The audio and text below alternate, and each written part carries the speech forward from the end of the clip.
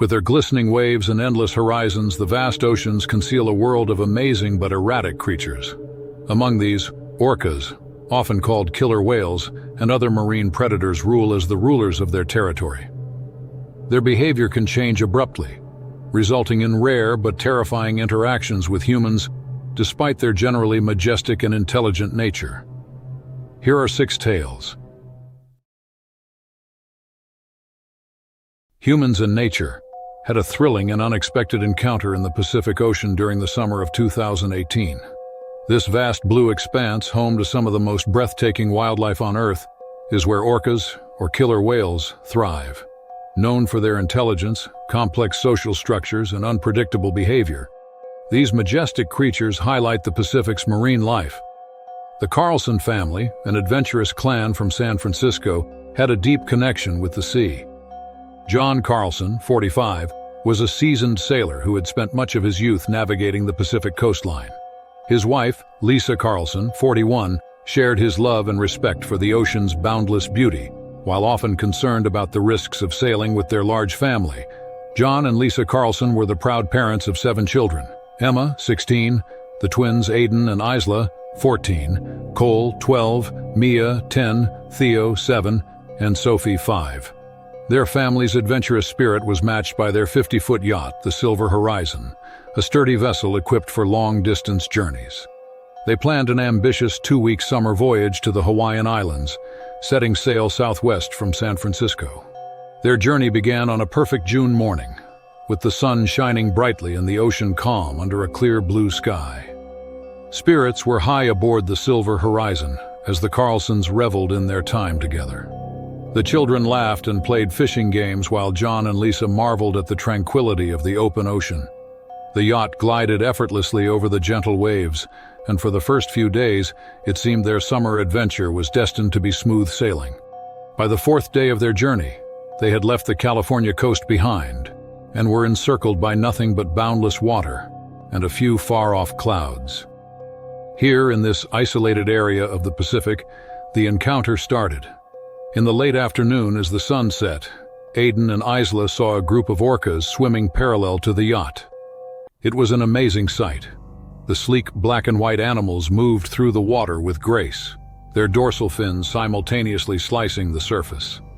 John slowed the yacht so the family could better see the pod. Even Lisa, who was normally cautious, was awestruck by the animal's beauty as cameras and phones were used to record the moment. A big male orca with a tall dorsal fin was among the roughly 6 orcas in the pod.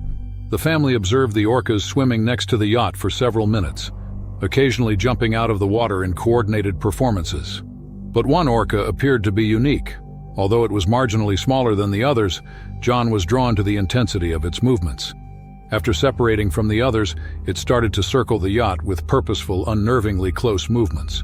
A knot formed in John's stomach, but he brushed it off as paranoia. Ultimately, it was well known that orcas were curious about boats. As twilight approached, the orcas started to float off into the ocean emptiness, all of them except for the smaller lone orca. With its dorsal fin menacingly slicing the water, it hovered close to the yacht. The family assumed it would eventually return to its pod, so they tried to ignore it. However, the orca struck the side of the yacht at astonishing speed. It was an abrupt and startling impact. A loud thump reverberated through the Silver Horizon hull as it shuddered. John hurried aside and looked into the already darkening water. The orca struck once more, but with even more force this time. When the family realized that this was no accident, panic broke out. The orca was attacking the yacht. While he rushed to assess the damage, John yelled for everyone to grab life jackets. The lower part of the cabin was starting to get wet. With a trembling voice, Lisa gathered the younger kids and attempted to calm them. During the chaos, Lisa and her daughter Emma were almost pulled into the water. As they leaned over to stabilize the life raft, the orca lunged aggressively, creating a powerful current. Emma's hand slipped, and for a terrifying moment, Lisa's grip on her daughter's arm was the only thing keeping her from falling in. John and Aiden quickly pulled them back to safety, their hearts pounding as the orca's dorsal fin sliced ominously nearby. The terrifying ordeal lasted for hours. The family was stranded, vulnerable to the whims of an aggressive predator, and there was no sign of rescue. Just as their hope began to wane, a distant light appeared on the horizon. It was a fishing boat, its beacon cutting through the growing darkness. The vessel, commanded by Miguel Santiago, was returning from a long tuna fishing trip when the crew spotted the Carlson family's sinking yacht and their desperate plight on the life raft. Without hesitation, Miguel and his crew altered their course and sped toward the stranded family, their swift actions offering a glimmer of salvation in the face of overwhelming fear. The Orca lunged at the raft as they got closer before vanishing into the ocean. Shivering and traumatized but still alive, the Carlsons were dragged onto the fishing boat. Miguel and his crew offered solace, water, and blankets as they returned to the mainland. Although the family was relieved to be safe, the encounter's psychological effects would last. The incident made headlines, and marine biologists speculated that the orca's aggression stemmed from stress, illness, or learned hostility toward boats. For the Carlsons, however, explanations mattered little. They were simply grateful to have survived the ordeal. The ocean, formerly a place of wonder and adventure, had come to represent fear to them. The depths of the Pacific claimed the silver horizon, which had never been recovered, a mystery as vast and incomprehensible as the ocean remains after the orca's disappearance. The exceptionally warm waters surrounding the Florida Keys in the summer of 2020 attracted divers and marine enthusiasts from all over the nation. Tom Bennett, a seasoned diver with more than 10 years of experience, was one of them. For much of his adult life, Tom, a 36-year-old Jacksonville, Florida resident, had been delving into the ocean's secrets. His fascination with the underwater world, which he frequently referred to as an escape from the surface's cacophony, gave rise to his love of diving, but his passion would transform into a nightmare that would change his life on the morning of July 18th. Just before sunrise, Tom launched his little boat from a Key Largo marina early that morning. The lesser-known reef, Devil's Drop, a secluded location mainly unexplored by commercial diving tours, was his destination. Locals were known for the reefs, colorful marine life, and striking underwater cliffs. Not many people went there because of the strong currents and remote location, but Tom was unfazed. He found part of the allure in the solitude. The sea was calm as he anchored his boat and got his equipment ready, the surface glistening in the early morning light. The only sounds were the gentle lap of waves against the hull and the sporadic cries of a far-off seagull. The air smelled of salt and algae. Tom always ensured everything was in working order before getting into the water. The world above faded into obscurity as he descended into the cool embrace of the ocean. He had imagined the reef would be as stunning as it was. As light filtered through the surface, schools of fish darted in unison, their scales catching the light. Moray eels occasionally emerged from coral fissures, and sea fans swayed softly in the current. Tom's movements were fluid and well-practiced as he moved through the water. He brought a tiny underwater camera which allowed him to record the reef's rich hues and minute details. But the atmosphere changed as he went farther. The water's temperature decreased as the sunlight grew dimmer. Tom observed fewer fish in the area, which was unnerving but not wholly unusual in deeper waters.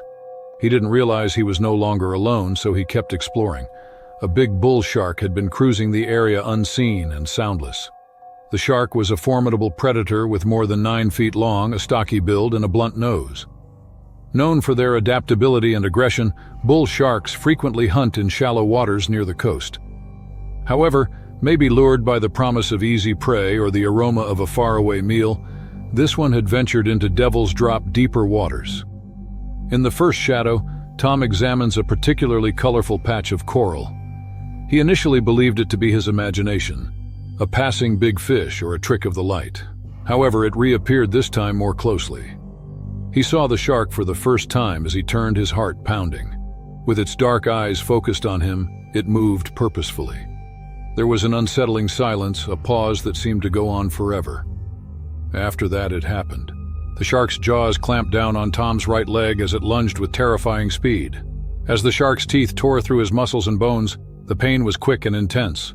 A red plume of blood hazed the water, seemingly igniting the shark's innate desire to hunt. Tom thrashed out of instinct, losing sight of his training as sheer terror overcame him.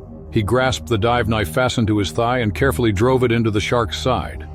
The shark released him and briefly retreated as the blade sank into the thick, rubbery skin. Tom knew he needed to move fast. The blood loss was substantial, and the shark, or worse, others, would only be drawn to the scent. The torn wetsuit provided little defense against the salt water that now scorched his injuries, and his leg was mangled. With adrenaline pumping through his veins, he started to climb, fighting the weight of his injured limb and the burning pain with each step. The shark, however, wasn't done. With more frantic movements, it circled back, drawn by the blood in the water.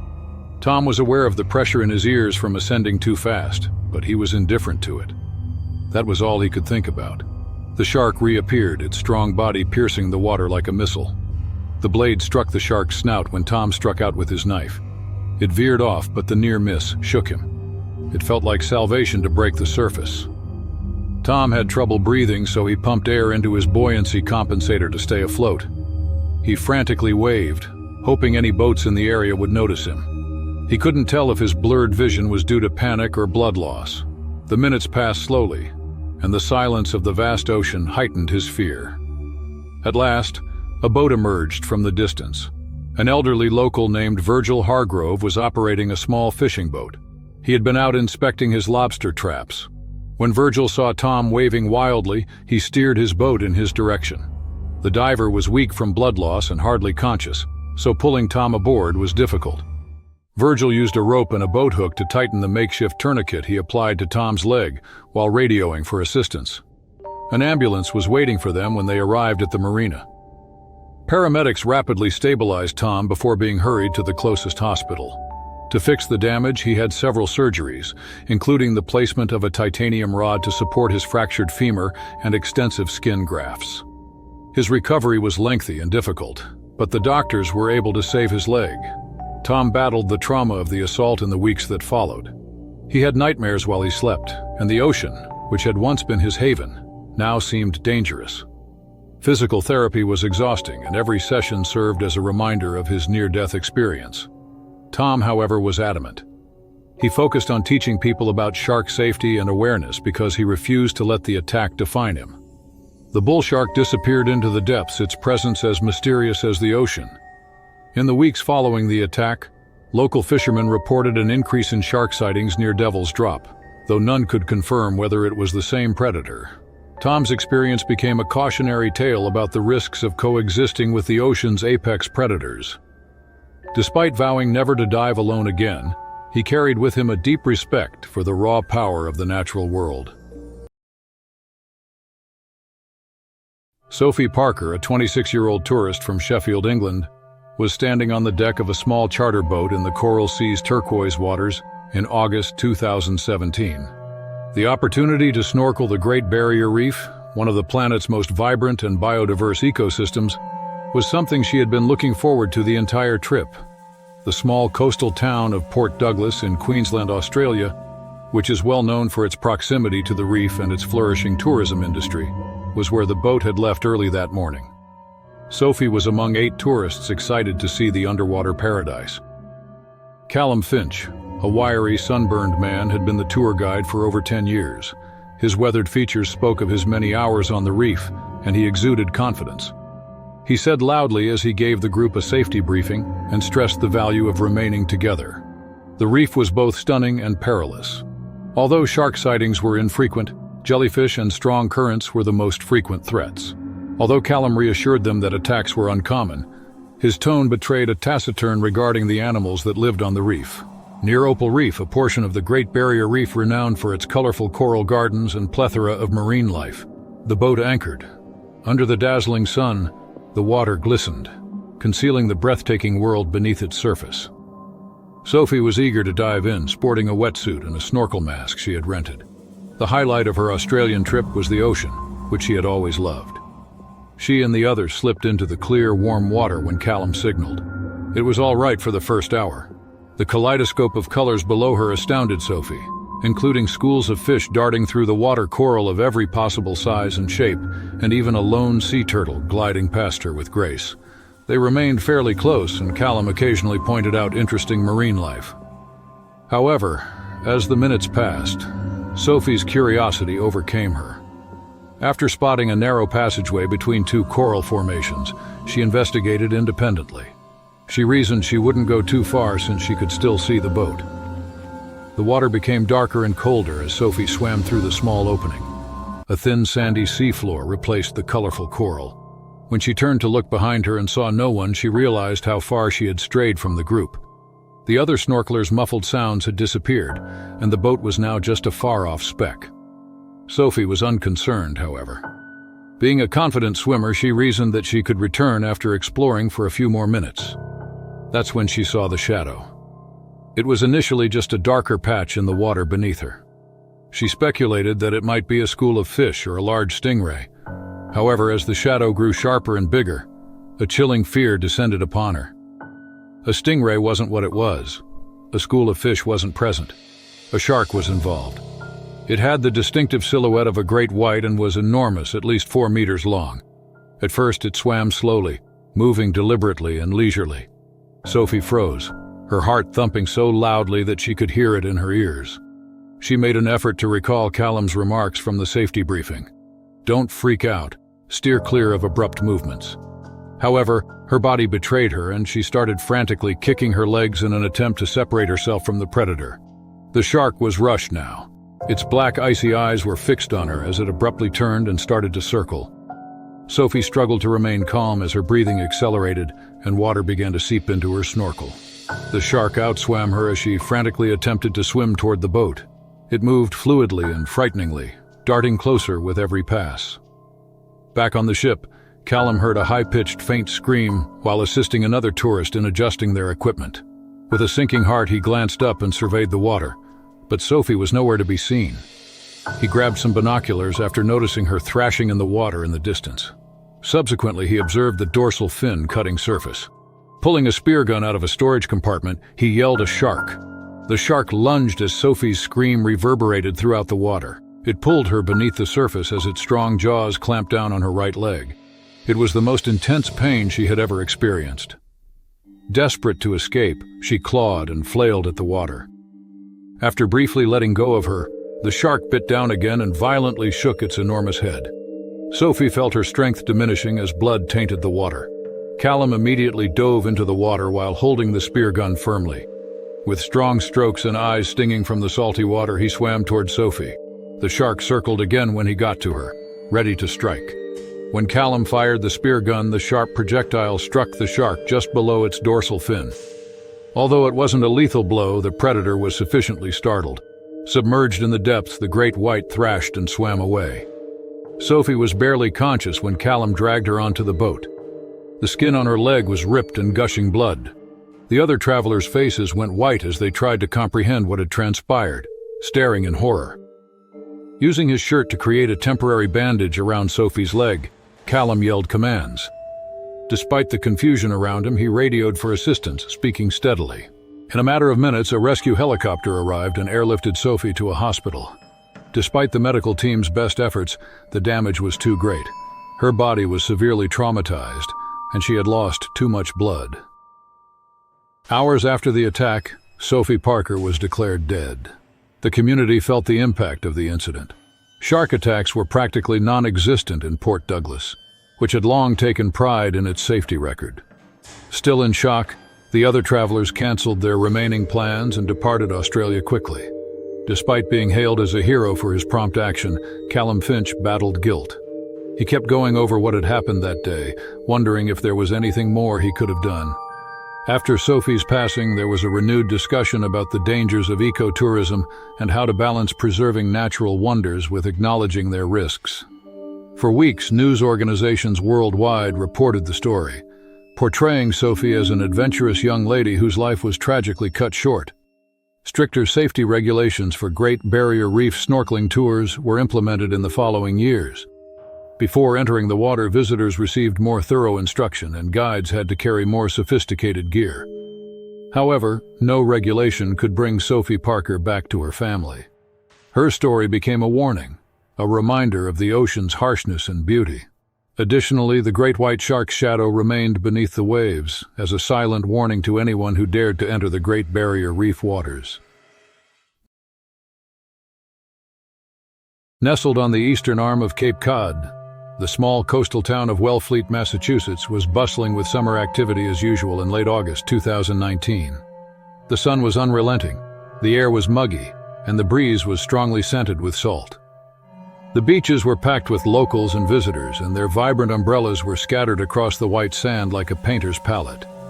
Wellfleet was renowned for its immaculate beaches and thriving marine life, but few were willing to recognize the dangers that lurked beneath its glittering waters. Great white shark sightings on Cape Cod have increased during the last 10 years. Apex predators found the waters of the Cape to be an irresistible hunting ground due to the thriving seal population attracted to the region's abundant fish stock. For surfers such as Jake Williams, the lure of the waves was too strong to ignore, even in the face of warnings and reports of increased shark activity. As a 34-year-old carpenter, Jake was well known on the Wellfleet shores. Born and raised in the area, he spent most of his life chasing waves. For him, surfing was more than just a hobby. It served as an escape. A tall, broad-shouldered man with sun-bleached hair and a perpetually weathered appearance, Jake embodied the essence of Cape Cod.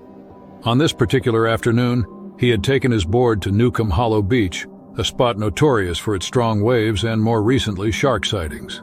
It was a gamble he was willing to take. The beach was alive with activity.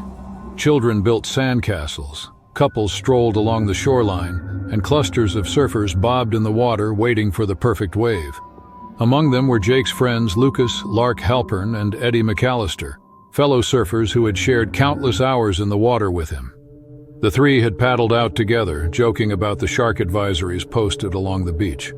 To them, the warnings felt more like a formality than anything else, an occasional nod to the predators that rarely showed themselves. Jake had been the first to spot the wave. He positioned himself precisely, paddled hard, and caught it with the ease of someone who had done this 1,000 times. The crest curled behind him as he confidently and fluidly rode the wave toward shore. However, Jake lost his balance abruptly as the wave started to break. When his board faltered under him, he was flung into the water. The subsequent events happened so quickly that they hardly seemed real. Beneath the surface, Jake felt something massive slam into him, the impact of which knocked air from his lungs. At first, he thought it was another surfer colliding with him, but the force was far too great. Before he could make sense of what was happening, a searing pain shot through his leg. A great white shark nearly 15 feet long had bitten into him with the precision of a predator honed by evolution. Its razor-sharp teeth severed his leg just below the knee in a single devastating motion. The water around Jake turned crimson as he thrashed, desperate to escape. The shark released him momentarily, but the attack was far from over.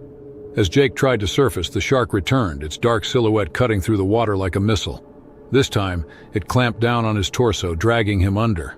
The water muffled Jake's screams, but they were loud enough to send panic through the other surfers.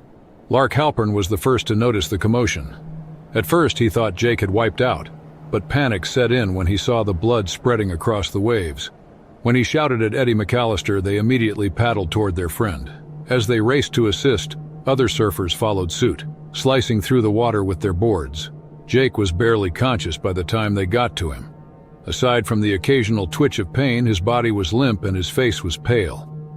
With their hands slipping on the blood-slick surface, the surfers lifted him onto one of their boards. Only chaos was left after the shark vanished into the depths, possibly satisfied or alarmed by the sudden activity. With their muscles burning from the exertion, the surfers paddled frantically toward the shore. The scene on the beach was equally chaotic. Sunbathers hurried to make room as the team carried Jake's corpse onto the beach. After someone had dialed 911, paramedics showed up minutes later, their sirens blaring in the muggy afternoon air. Jake suffered terrible injuries. The shark's bite severed his femoral artery, and he had already lost a large amount of blood before he had even made it to shore. Even though the paramedics put in countless hours applying tourniquets and giving fluids, the damage was too great. Before they could get Jake to the hospital, he was declared dead. Jake's passing was swiftly announced throughout Wellfleet and beyond. The loss particularly affected the town because of its close ties to the ocean. Following an investigation by local authorities and marine biologists, the bite radius and other forensic evidence verified that a great white shark carried out the attack. It sent shockwaves through the community and was one of the deadliest shark attacks in Cape Cod history. Over the next few days, the beach was eerily silent. Instead of the usual crowds, A few courageous individuals ventured to the shoreline looking for any indication of danger. Hundreds of people who Jake had impacted attended the town's memorial service. Still troubled by what had happened that day, Lark Halpern and Eddie McAllister talked briefly about Jake's love of the sea and his brave nature. Local authorities responded to the attack right away. Lifeguards were outfitted with drones to monitor shark activity and update shark advisory signs. Dr. Celeste Hargrove and other marine biologists researching the increase in great white shark populations along the East Coast advised the public to be cautious. She clarified that environmental changes and conservation initiatives that had supported the growth of seal populations were directly responsible for the rise in shark activity. For Jake's family and friends, the loss was immeasurable.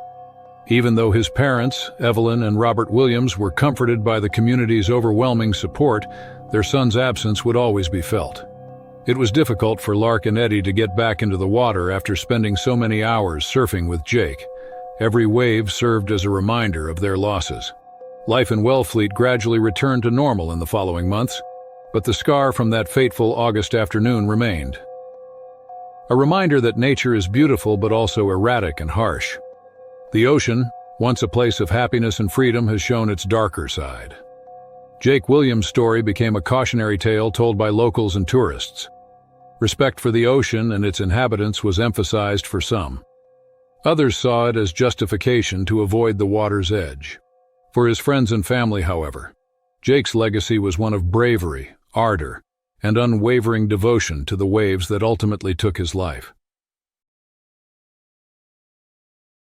To prepare for one of their most difficult dives, a group of marine archaeologists trained in the warm waters off the Indonesian coast of Raja Ampat in December 2015.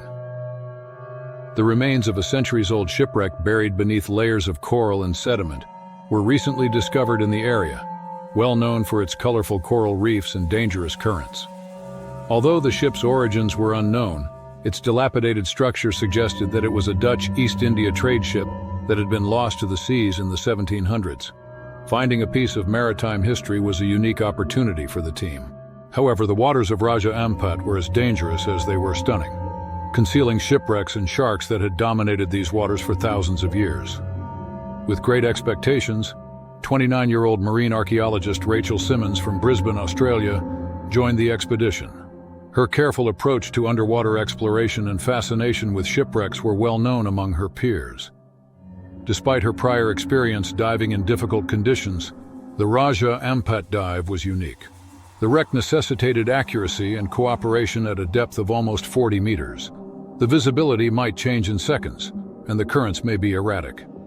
Nevertheless, Rachel was keen to record the coral-covered remnants of the wreck and learn its mysteries.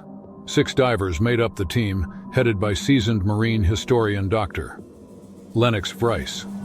Lars Eklund, a skilled Swedish diver focused on underwater photography, was one of them and Rachel's dive partner. Together, they descended into the blue, their lights cutting through the dim water. As they approached the wreck, the ship's skeletal frame loomed like a ghostly shadow, its wooden beams splintered and encrusted with marine life. Schools of fish darted between the wreckage, and the occasional barracuda flicker added to the scene's eerie beauty. Rachel was tasked with documenting the ship's mast, which jutted at an odd angle and was partially buried in coral. As the rest of the team spread out to investigate other parts of the wreck, Rachel focused on the mast, carefully brushing away sediment to reveal carvings that hinted at the ship's origin. She became so engrossed in her work that she didn't notice the growing distance between herself and the others. Her breathing through the regulator filled her ears, masking the subtle changes in the water around her. Unbeknownst to Rachel, a reef shark had been circling the area, drawing from the vibrations of the diver's movements.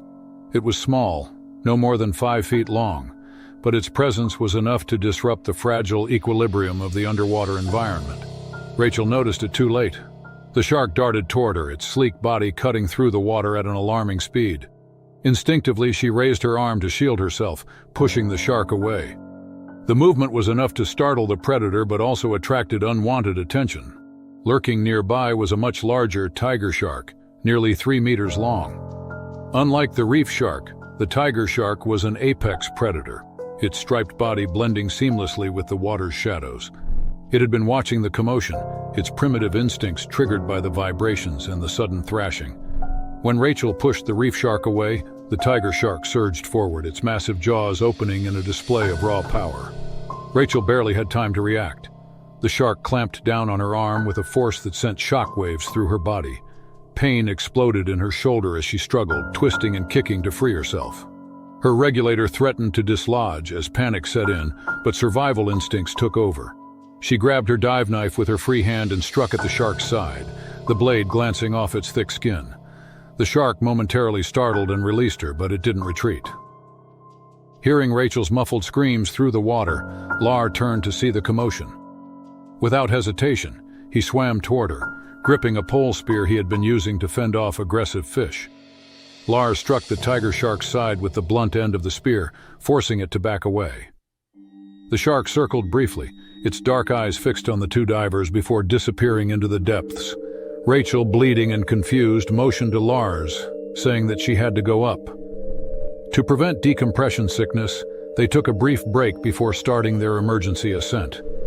By the time they reached the surface, Rachel was pale and trembling, her arm a mangled mess of torn wetsuit and bloody flesh. The team quickly hauled her onto the boat and administered first aid as they returned to shore. Rachel was rushed to a small hospital on the nearby island of Waisai, where doctors worked tirelessly to save her arm.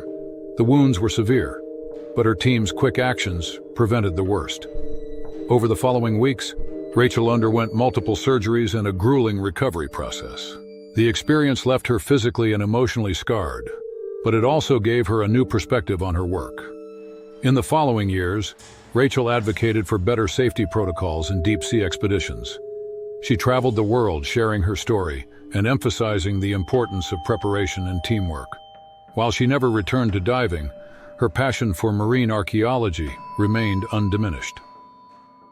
The wreck off Raja Ampat was eventually identified as the Aard van Zilver, a Dutch trading vessel lost in 1731.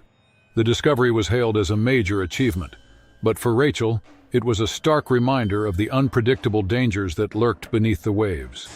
Even now, some nights, she would wake in a cold sweat haunted by the memory of the tiger shark's unblinking eyes.